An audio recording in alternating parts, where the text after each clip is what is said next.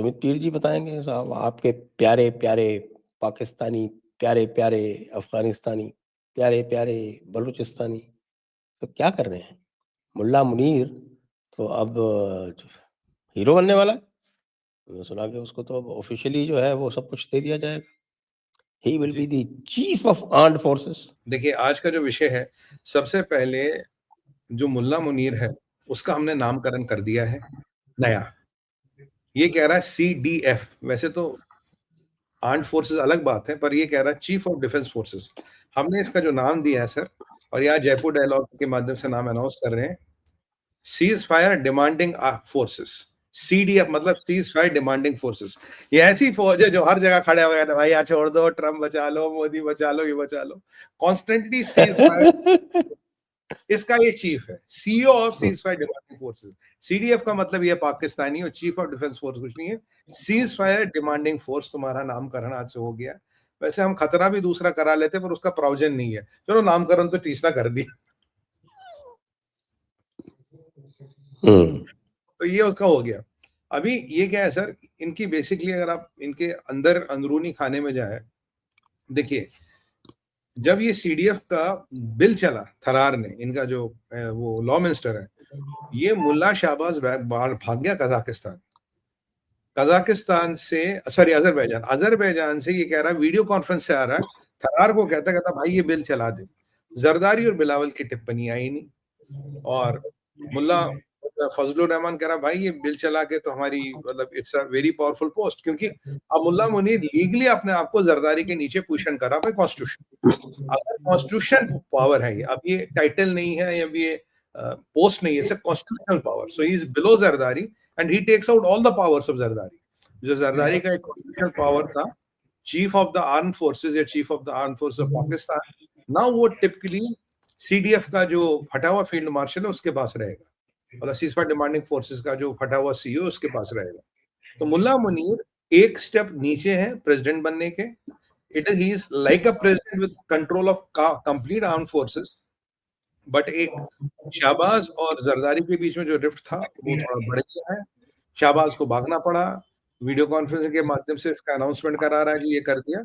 पर विडम्बना ये है, कह रहे जी, जब इनसे पूछा गया भैया तुमने ये सीडीएफ बनाने की जरूरत क्या थी, कह रहा भैया जो ऑपरेशन सिंदूर हुआ उसमें हमारी बहुत पिटाई हुई, भारत इसीलिए जीता क्योंकि वो कोऑर्डिनेटेड अटैक करता था। यानी कि जो जनरल चौहान साहब है हमारे सीडीएस, उनका बहुत, I mean he is a man of impeccable honour, तो उनका जो कंट्रीब्यूशन रहा है जबरदस्त रहा, जो तीनों फोर्सेस ने कोऑर्डिनेट करके इनको ठोका है, कह रहे इसीलिए जीता और इसीलिए पाकिस्तान हारा। तो जिहादी ये तो मान गए वो हार गए, अब कल तक तो मैं कह रहे थे जीत गए। अब इस अगली बार भारत से ना पिटे, अगली बार भारत से ना ठुके, अगली बार हमारी ऐसी बात ना पिटे, come up with a post called CDF, जिसका मेन ऑब्जेक्टिव एज पर Pakistan is chief of defence forces, हमारा नाम सीज फायर डिमांडिंग फोर्स, ताकि मतलब तीनों फोर्स मिलकर सीज फायर डिमांड करें, एक एक अलग अलग ना करें, सब एक मिल के आए, माफ कर दो। ये उनकी बात है। बाकी रही अफगानिस्तान की बात, अफगानिस्तान के साथ इनका सीज फायर फेल हो चुका है सर। मैंने लास्ट टाइम कहा था कि जो 6 नवंबर की इनकी मीटिंग है, इसे मैंने टिक्का बिरयानी मीटिंग कहा था। मैं कहा यार अगर तुम्हारा सीज फायर एग्रीमेंट हो गया तो काहे को जा रहे हो, 6 नवंबर क्या करने जा रहे हो, टिक्का खाने, बिरयानी खाने। बढ़ेगी बिरयानी तो पाकिस्तान में भी मिलती है, इतनी तुर्की इतनी दूर जाके खाने की क्या जरूरत है।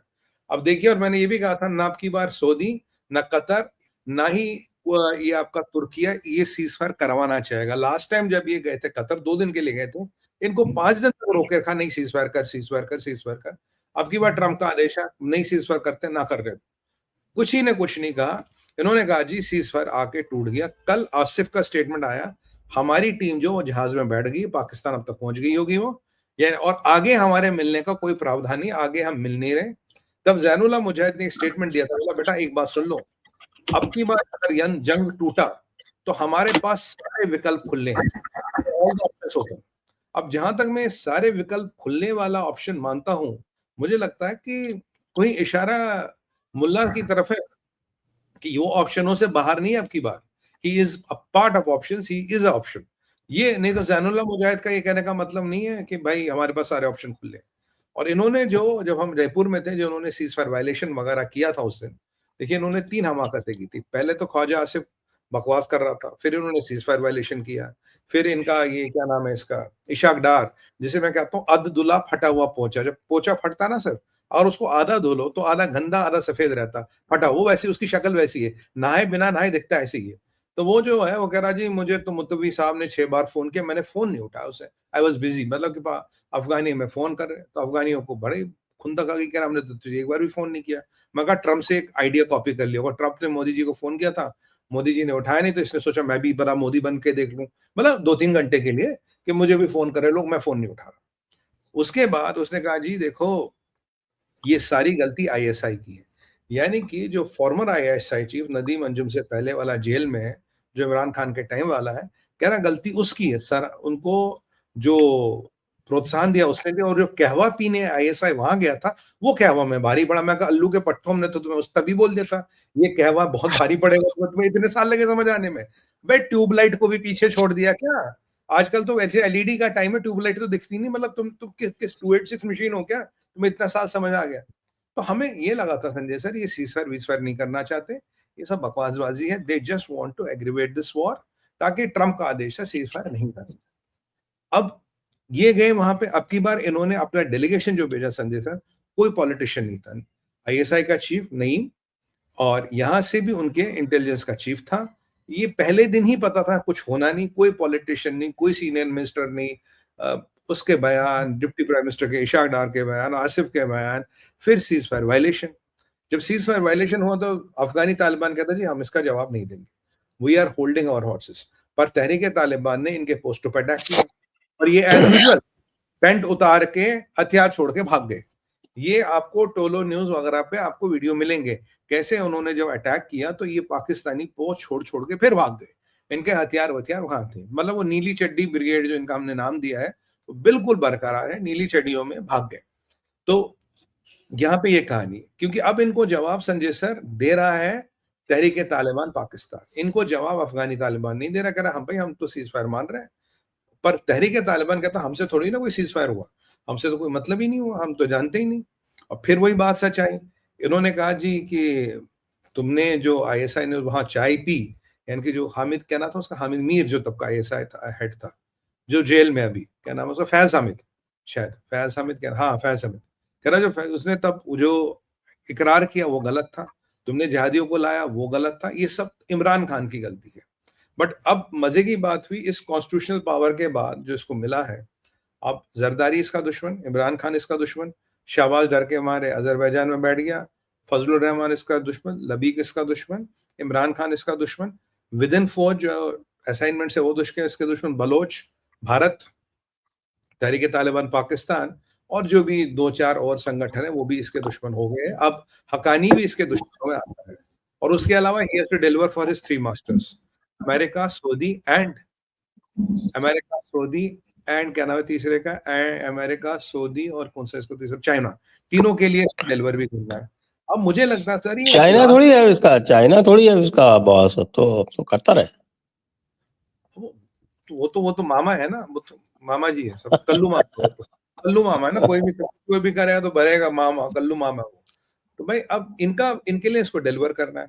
मुझे लगता है जो डोनाल्ड ट्रंप की भी परिस्थिति और अमेरिका की है, 2-3 महीने का समय इसके पास है।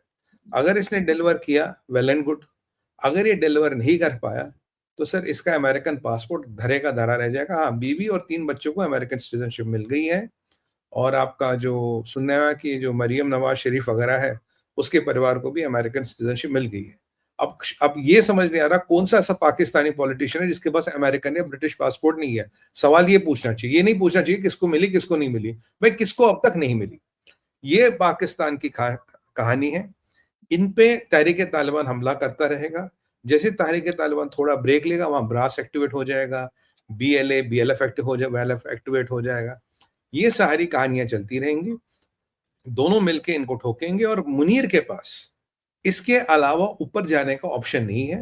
ही हैज टू डिलीवर और ही हैज टू पेरिश। जो हमने इसकी हालत देखी इसकी फौज की, ही कैन नॉट डिलीवर। और इसका जो सिक्का है जहाद के मार्केट में, इसके शेयर की वैल्यू गिर गई है। इसके शेयर की उतनी वैल्यू नहीं थी जो पहले होती थी। They can do a lot of things. वो जो भी इसके पास पावर है, जो भी इसके पास आर्मी है, न्यूक्लियर है, सब कुछ है, वो इसके पास अब रहा नहीं। इनमें इतना दम रहा नहीं। ये एक बड़ी इंपॉर्टेंट चीज आई। सामने।